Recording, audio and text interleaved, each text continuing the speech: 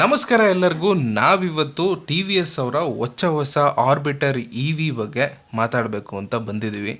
ಏನಿದೆ, ಏನು ಸ್ಪೆಷಲ್ ಇದೆ, ಏನೆಲ್ಲ ಫೀಚರ್ಸ್ ಈ ಗಾಡೀಲಿದೆ, ಬನ್ನಿ ಈ ವಿಡಿಯೋದಲ್ಲಿ ನೋಡೋಣ.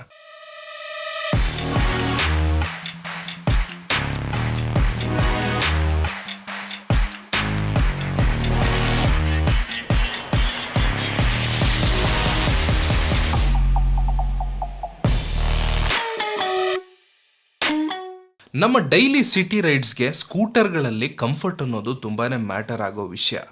ಅದಕ್ಕೆ ಅಂತಲೇ ಟಿ ವಿ ಎಸ್ ಆರ್ಬಿಟರಲ್ಲಿ ನಿಮಗೆ 14 ಇಂಚ್ ಅಲಾಯ್ ವೀಲ್ನ ಕೊಟ್ಟಿದ್ದಾರೆ.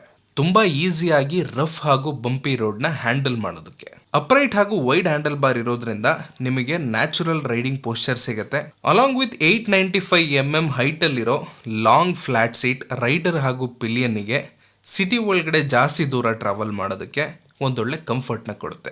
ಅಷ್ಟೇ ಅಲ್ಲದೆ 290 mm ಹೈಟಲ್ಲಿ ಸ್ಟ್ರೈಟ್ ಫುಟ್ಬೋರ್ಡ್ ಇರೋದ್ರಿಂದ ರೈಡರ್ ಕಾಲಿಗೆ ಒಳ್ಳೆ ರೆಸ್ಟ್ ಸಿಗುತ್ತೆ. ಆ ಕಂಪ್ಲೀಟ್ ಸ್ಪೇಸ್ನ ನೀವು ನಿಮ್ಮ ಮನೆ ಸಾಮಾನ ಕ್ಯಾರಿ ಮಾಡೋದಕ್ಕೆ ಯುಟಿಲೈಸ್ ಮಾಡ್ಕೋಬಹುದು. ಟಿ ವಿ ಎಸ್ ಆರ್ಬಿಟರಲ್ಲಿ ಒಂದೊಳ್ಳೆ ಫೀಚರ್ ಆಗಿ ಹಿಲ್ ಹೋಲ್ಡ್ ಅಸಿಸ್ಟ್ನ ಕೊಡ್ತಾ ಇದ್ದಾರೆ. ಟ್ರಿಕ್ಕಿ ಸ್ಲೋಪ್ಗಳಲ್ಲಿ ಜಸ್ಟ್ ಒಂದು ಸಲ ಬ್ರೇಕ್ನ ನೀವು ಅಪ್ಲೈ ಮಾಡಿದ್ರೆ ಹಿಲ್ ಹೋಲ್ಡ್ ಅಸಿಸ್ಟ್ ಆಕ್ಟಿವೇಟ್ ಆಗುತ್ತೆ. ಆಕ್ಟಿವೇಟ್ ಆದಮೇಲೆ ನಿಮ್ಮ ಗಾಡಿ ನಿಮ್ಮ ಕಂಟ್ರೋಲಲ್ಲಿರುತ್ತೆ ವಿತೌಟ್ ಹೋಲ್ಡಿಂಗ್ ಬ್ರೇಕ್. ನಾವಿದನ್ನೆಲ್ಲ ಪಕ್ಕಕ್ಕಿಟ್ರೆ ನೀವು ಕೇಳೋ ಒಂದು ಮೇನ್ ಹಾಗೂ ಮೇಜರ್ ಕ್ವಶನ್ ಬಂದು ರೇಂಜ್ ಎಷ್ಟಪ್ಪ ಕೊಡುತ್ತೆ ಈ ಗಾಡಿ ಅಂತ.